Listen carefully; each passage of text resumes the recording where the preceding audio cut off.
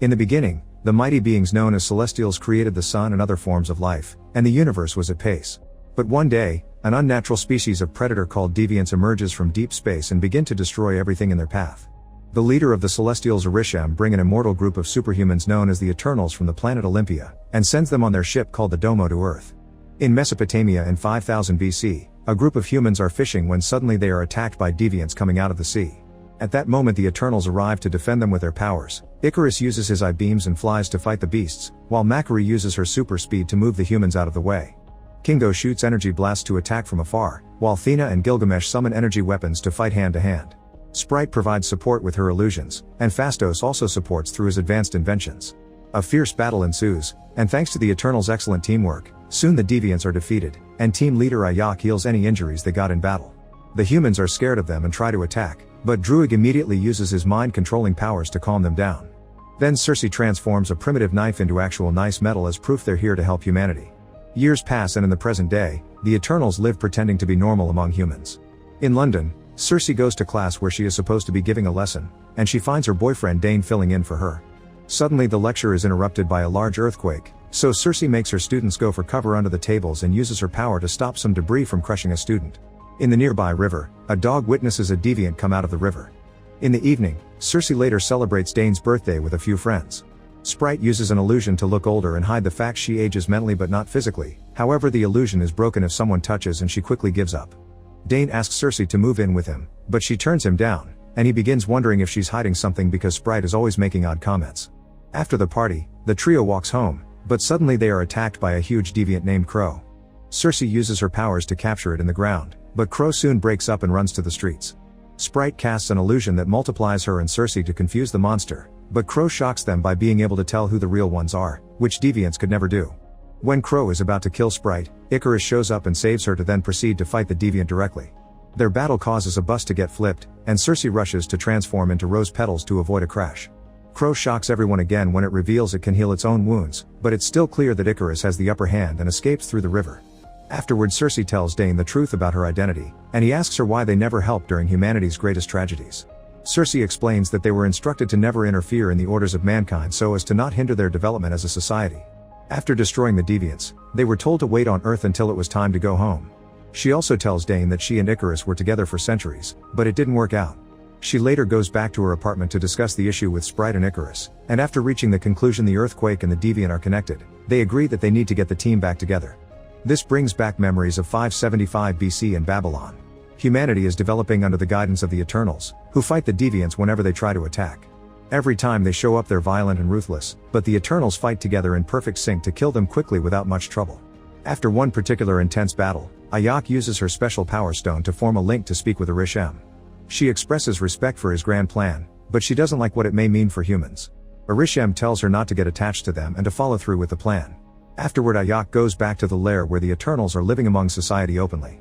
Phastos is developing a steam engine to provide for mankind, and Sprite uses her powers to entertain children with stories that come to life through her illusions. Druig likes using his mind control to stop fights, but Makari scolds him because they aren't supposed to interfere. Meanwhile Icarus and Circe spend time together and fall in love, admitting it to each other with the beauty of Earth as their witness. Years later they get married in the Gupta Empire. Back in the present, Circe, Sprite, and Icarus travel to South Dakota to Ayak's ranch, only to find her dead outside her home. Sprite cries and uses an illusion to remember her dearly, coming to the conclusion that Crow killed Ayak by absorbing her powers, that's why it could heal itself. When Circe approaches the body to mourn, the stone in Ayak's body that was bestowed to her by the Celestials comes out and attaches itself to Circe.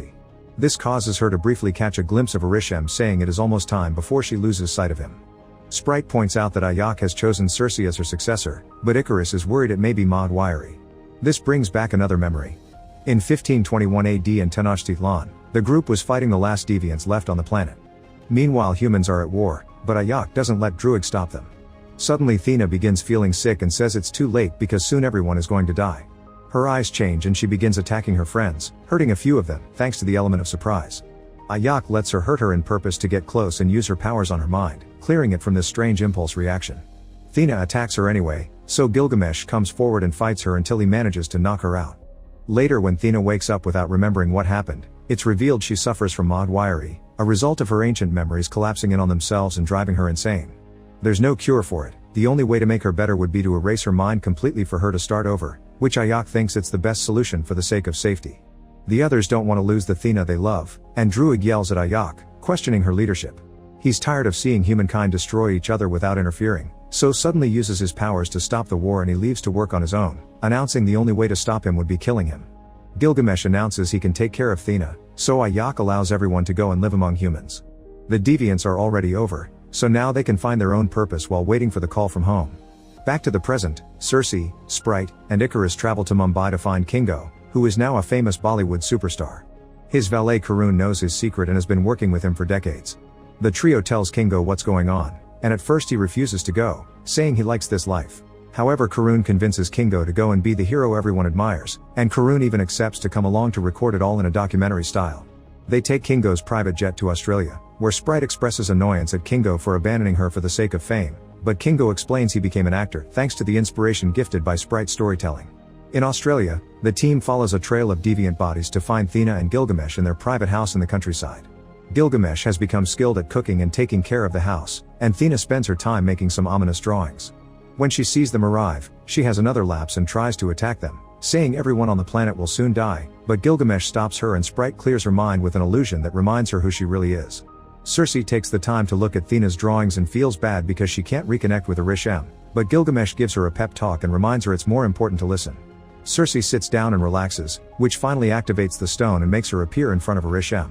He tells her that the emergence is happening, and he explains the true purpose of the Eternals. They were sent to bring forth the birth of the celestial Tiamat, as new celestials come about every few millennia, and they have done this process on other planets before Earth. They come about through intelligent life, which had been halted by the attack of the deviants, but with the Eternals having gotten rid of them, Arishem says it is now time to wipe out all life on Earth to make way for Tiamat. Circe is horrified by the revelation, but Arishem defends it by saying this is just the cycle of creation for their life forms.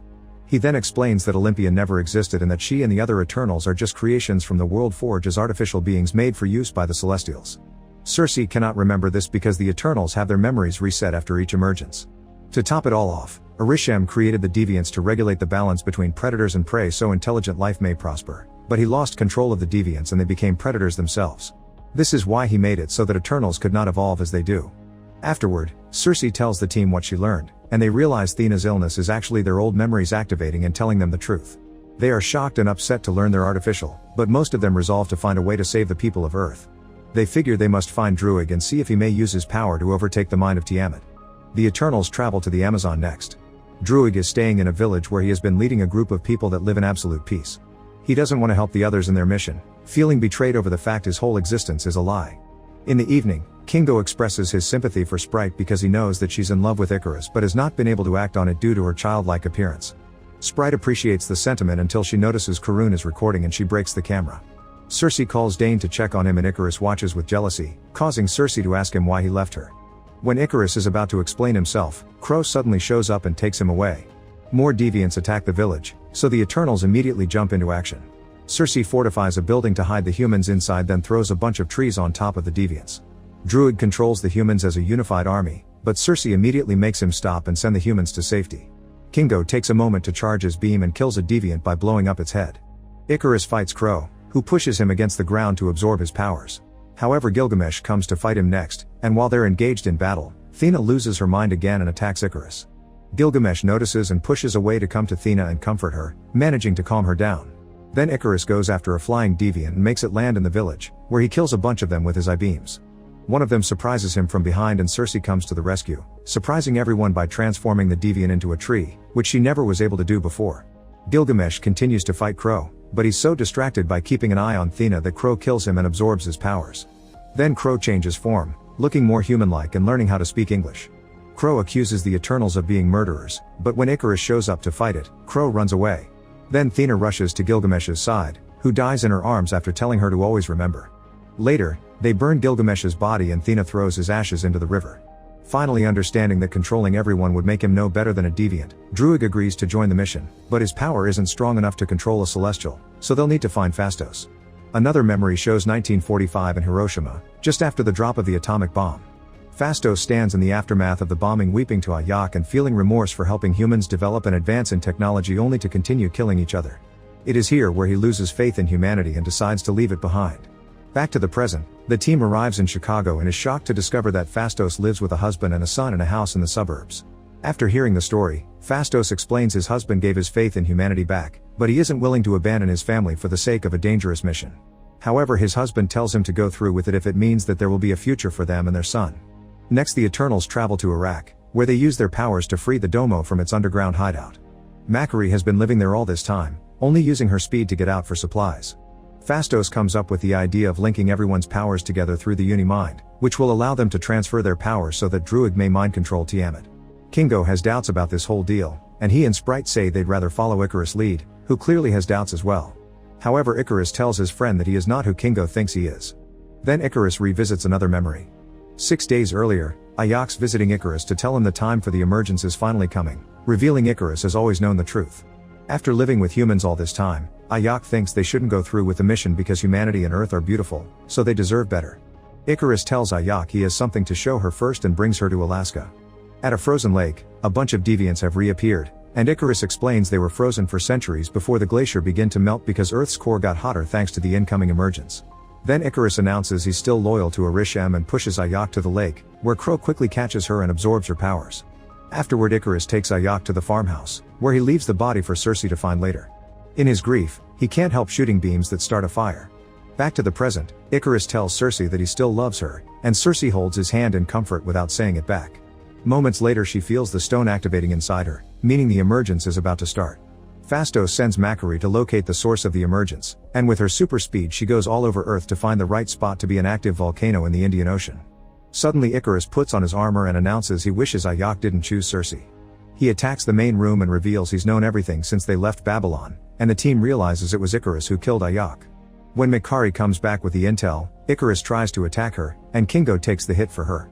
No seeing Icarus as his leader anymore, Kingo wants to attack him back, but at that moment Sprite announces she's on his side and creates an illusion that allows them to escape. Afterward, Kingo announces he's leaving with Karun because he doesn't think saving Earth is a good idea, since Celestials being born means new planets being created as well. The team needs a new plan to make up for the missing members, and Druig points out Cersei was able to transform a deviant into a tree. However, Cersei still has doubts because she doesn't understand why she was chosen by Ayak, so Thena explains a leader protects their loved ones, and Ayak knew Cersei loved humanity since day one. Ready to fight, Cersei allows Fastos to take the special stone out of her body and use it to power the Uni-Mind. The Eternals travel to the volcano and Icarus orders Sprite to protect the emergence while he breaks into the ship. Thena begins fighting him to keep him distracted, giving time to the others to activate the Uni-Mind, which deactivates the volcano. Icarus rushes to stop them, first grabbing Druig and killing him with his eye-beams, then attacking the ship to make it crash. Furious, Makari begins fighting Icarus fiercely while the volcano behind them erupts to start the emergence. Cersei runs up the volcano to see if she can do anything while Thena and Gilgamesh join Makari to fight Icarus, but he's too powerful and they can't stop him even if they work together. At that moment, Crow arrives and joins the fight too, concentrating on Icarus. However, the others don't want it to become more powerful, so they attack it first. Makari traps it in a dirt tornado and Thena kicks him, sending him into a cave. Icarus uses the distraction to try to go after Cersei, but Fastos uses a special trap he invented to capture him and keep him on the ground. Inside the cave, Crow uses Gilgamesh's voice to mess with Thena's mind, making her drop her guard. However, when it is about to absorb her powers, it accidentally quotes Gilgamesh's remember and Thena wakes up to immediately kill it. At the top of the volcano, Cersei is shocked to find Ayak, only to suddenly get stabbed. Ayak had been an illusion made by Sprite, who has always been jealous of Cersei for getting to live an adult life. She prepares her powers to accelerate the emergence, but at that moment Druig shows up and knocks her out. Suddenly the ground starts to shake and the sea goes mad as Tiamat emerges from the volcano. Cersei stands on top of him and tries to use her powers to stop him, but at that moment Icarus frees himself from Fastos' trap and goes after her. However, seeing the woman he overwhelms with memories and he can't bring himself to kill her. Cersei uses the chance to activate the Uni-Mind and this allows her to amplify her powers to transform Tiamat into nothing but a giant rock statue. Realizing his mistake, Icarus apologizes in tears and flies to space, where the sun burns him down to match the legend of his name. Sprite is devastated to see him gone, but Cersei still has some power from the Uni-Mind left, thus she uses it to take away Sprite's immortality so that she may live a normal human life. Once their mission is over, the Eternals split up once again. Thena joins Makari and Druig on the Domo as they go look for other Eternals, while Fastos returns to his family, Sprite enlists in a boarding school, and Kingo returns to his movies. Cersei rejoins Dane, who accepts her for who she is. Suddenly, Arishem appears in the sky and summons Cersei, Kingo, and Fastos. He tells them that he knows they betrayed them, so he'll take them away for judgment. Make sure to subscribe and turn on notifications so you can watch more videos like this. Thanks for watching.